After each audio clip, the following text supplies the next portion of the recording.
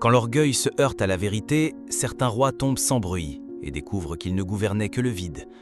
Emmanuel descendit les marches en trombe, le souffle court, la rage au ventre, le document serré dans sa main comme une arme. Il entra brusquement dans le salon et, les yeux injectés de colère, le tendit à Nadia. « C'est quoi ça? Tu te moques de moi ou quoi ?» hurla-t-il. Nadia leva calmement les yeux vers lui, sans panique ni tremblement, et répondit d'un ton posé. « Pourquoi es-tu allé fouiller dans mes affaires, Emmanuel ?» Il se mit à tourner en rond comme un fauve blessé, les veines du cou gonflées, puis explosa de nouveau. « Tu vas m'expliquer ce que signifient ces papiers au lieu de me poser des questions inutiles? Donc tu m'as laissé, moi, à ton mari, payer pendant 10 ans le loyer d'une maison qui est à toi ?» Il secoua les pages devant elle avec amertume. « Tu ne m'as jamais dit que tu étais héritière de toute cette fortune? Tu m'as menti, Nadia, pendant toutes ces années. » Elle le regarda droit dans les yeux, sans ciller, puis répondit avec une calme implacable.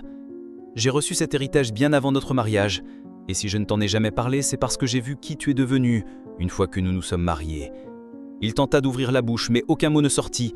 Elle poursuivit implacable, la voix posée, tranchante comme la vérité. « Chaque fois que tu me donnais un billet, t'y ajoutes-t-elle du mépris. Tu voulais me voir te supplier, tu voulais régner seul, Emmanuel. Tu voulais une femme soumise. Tu l'as eue, mais à force de la rabaisser, tu l'as transformée. Tu l'as rendue comme toi. » Emmanuel recula d'un pas, comme frappé de plein fouet. Sa gorge était sèche, ses mains tremblaient, ses certitudes vacillaient. Et ce soir-là, il comprit. Il comprit qu'à force d'avoir voulu dominer sans partage, il avait engendré un monstre, un reflet de lui-même.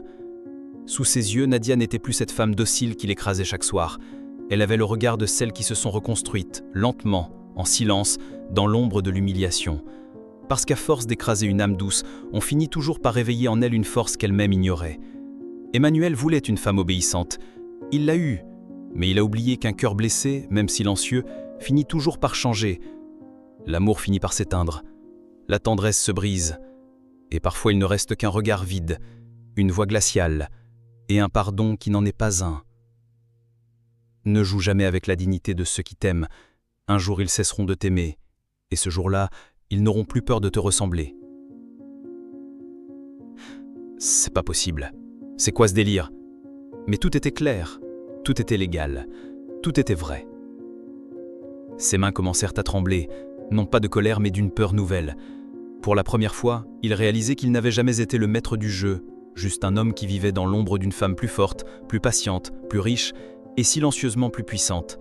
Retrouvez la suite de l'histoire d'Emmanuel et Nadia très bientôt sur Betix Story, parce qu'un secret bien gardé peut être une épée tranchante, prête à tomber au moment où l'on s'y attend le